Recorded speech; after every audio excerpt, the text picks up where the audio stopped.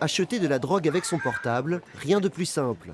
Des stupéfiants en quelques clics sur des applications à la mode, bien connus de ces consommateurs occasionnels rencontrés à Poitiers cet après-midi. Comment ça se passe aujourd'hui pour se fournir en stupéfiants? Ça se fait beaucoup sur les réseaux sociaux. Ouais. Enfin, c'est plus simple, c'est plus rapide pour trouver. C'est assez courant, notamment sur Snap, sur Instagram, sur plusieurs réseaux sociaux, c'est assez courant. Mais sur les réseaux comme dans la rue, le trafic de stupéfiants peut conduire devant le tribunal.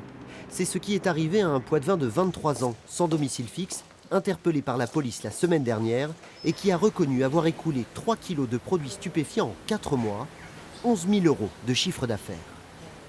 Comment est-ce qu'il rencontrait ses clients, ce monsieur ? Un peu par les réseaux sociaux, un peu du bouche à oreille, un peu partout. Puis je pense que dans ce type de procédure, tout va très vite et tout le monde se connaît.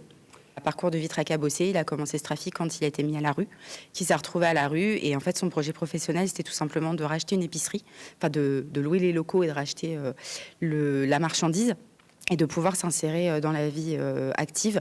Le problème, c'est qu'il a choisi le mauvais moyen pour y arriver. Le mauvais moyen, mais la meilleure application.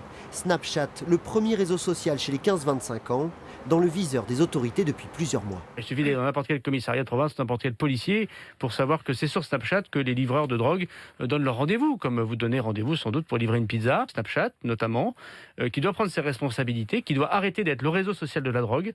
C'est le réseau social de la drogue. Une application d'autant plus prisée que ses données sont cryptées, ce qui complique le travail des enquêteurs.